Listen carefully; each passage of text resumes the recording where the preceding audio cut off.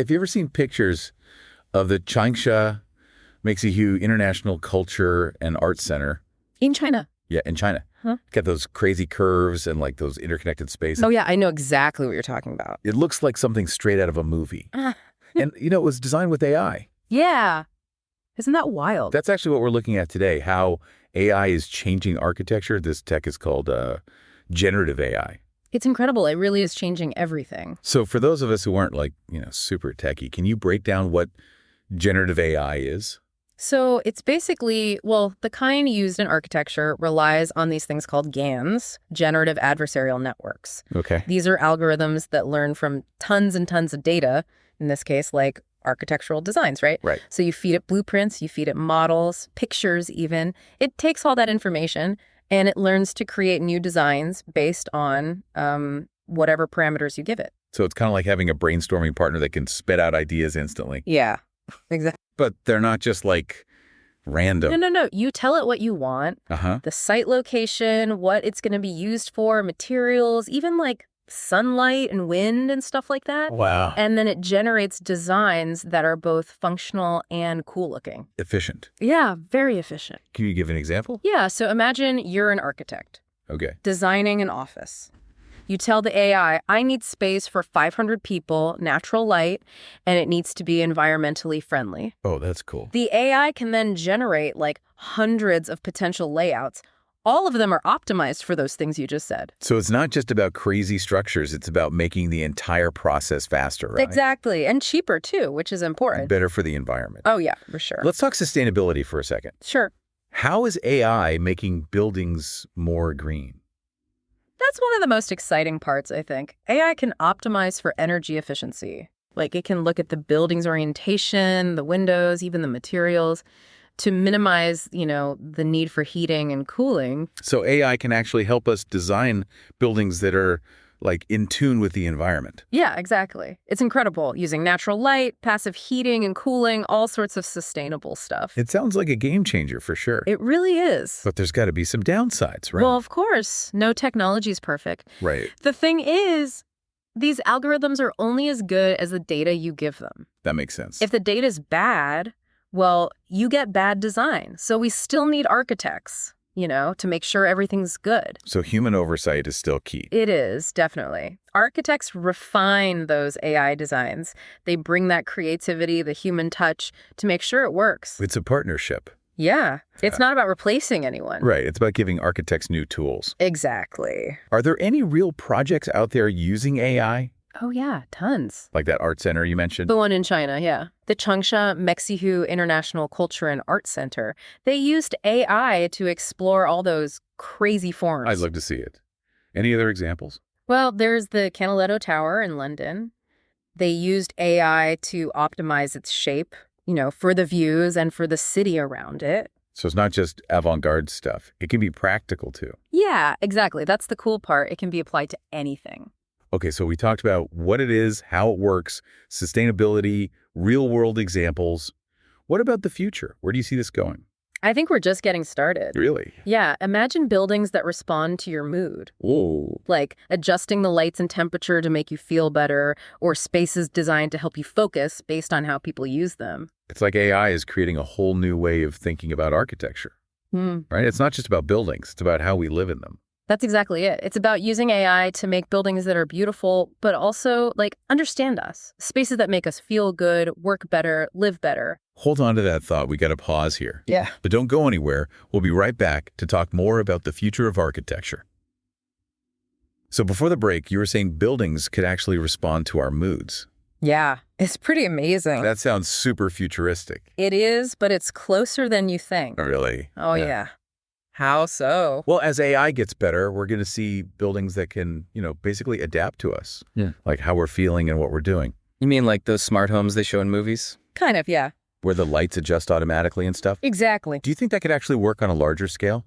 I don't see why not. In offices or like hospitals? It's already happening. It is. Yeah, some offices are using sensors to control the lighting and ventilation based on, how many people are there. Oh my God. And in hospitals, AI is even being used to, monitor patients and alert doctors if something's wrong. Wow. So AI can literally save lives. It can, yeah. It's pretty amazing to think about how AI can make our environments more, I don't know, personalized. But I want to go back to the design process for a second. Okay. What about virtual reality and augmented reality? Ah, yes. You mentioned those earlier. Yeah, those have huge potential. How so? Well, imagine you could put on a VR headset Okay. and walk through a building before it's even built. Wow. You could get a sense of the space, how it flows, Oh, I and see. see how the light changes throughout the day. That'd be so much better than just like looking at blueprints. Oh, absolutely. And it's not just for architects. Clients could use it too to experience their future home or office. That's a great idea. Yeah. Make sure they really like the design before, anything's built. What about AR though? Augmented reality. Oh, that's cool too. How would that work? You could hold up your phone at a construction site and see a digital model of the building, right on top of the real site. So you can see they're building it right. Exactly. Make sure everything matches the plans. That's like having X-ray vision. Aha. It kind of is. And as AR and VR get better and cheaper, we're going to see them everywhere in architecture. So what happens to architects then? What do you mean? Well, if AI can do all this stuff, does that mean architects will, become obsolete? I get where you're coming from, but AI is just a tool. Oh, okay. It doesn't replace human creativity. We still need architects for that. So it's more about AI and architects working together. Exactly. It frees up architects to do what they do best, like the conceptual thinking, the artistry. The human element. Yeah, the stuff AI can't do. So instead of spending all their time on technical drawings, they can focus on how the building makes people feel, how it fits into the environment. Exactly. The big picture stuff. Do you think that'll change how architecture is taught? It has to, right? Yeah, I guess so. We need to teach these new AI tools, but also how to use them responsibly and how to think critically about their impact. So it's not just about the tech, it's about the ethics of it all too. Absolutely. Architects need to be able to understand both design and technology, know when to use AI and when to trust their own instincts. It's like a whole new way of thinking about design, right? It really is. And it's exciting to see what the next generation of architects will do. I think we've given our listeners a lot to think about today, for sure. So it sounds like we're at this turning point for architecture. Yeah, I think so.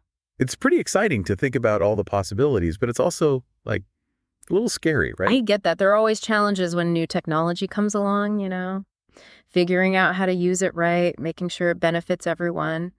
But overall, I'm optimistic. You are? I am. AI has the potential to help us create more sustainable cities, make better buildings for everyone. That's pretty exciting, right? Yeah, it is. I mean, think about it. We can tackle problems we couldn't even dream of solving before. So what do you think the biggest impact will be on architecture, I mean? Well, I think the way architects work will change. How so? Well, as AI takes over more of the technical stuff, the drafting and calculations, Right. architects will have more time to focus on the big picture, the creative side of things. So they'll be more like master planners. Exactly. Thinking about how buildings fit into the city, how they impact people's lives. So communication will be even more important then. Oh, absolutely. Architects will need to be able to explain their ideas clearly to clients, to the public, to everyone involved. They'll have to be good collaborators too. Oh, yeah. Working with engineers and contractors and, everyone, really. Do you think architecture schools are ready for this shift? Well, they're going to have to adapt, for sure. We need to be teaching these new AI tools, but also, like we said before, the ethics of using them. It's a lot to consider. It is. But the next generation of architects, they're going to be dealing with all of this. So interdisciplinary learning will be key. I think so. Architects working with engineers, with computer scientists, with, anyone who can help create better buildings. It sounds like a whole new way of approaching architecture. It is. And it's going to be fascinating to see where it leads. Any final thoughts for our listeners? I just say this is a really exciting time to be interested in architecture. There's so much happening right now, so much potential to make a real difference in the world. It sounds like the future of architecture is going to be shaped by those who are willing to, embrace these new ideas, to think differently. Absolutely. And to use technology for good. I couldn't agree more. Well, on that note, thanks for joining us on this deep dive into AI and architecture. We'll have some more resources for you in the show notes. Until next time, keep exploring, keep learning, and keep imagining the possibilities.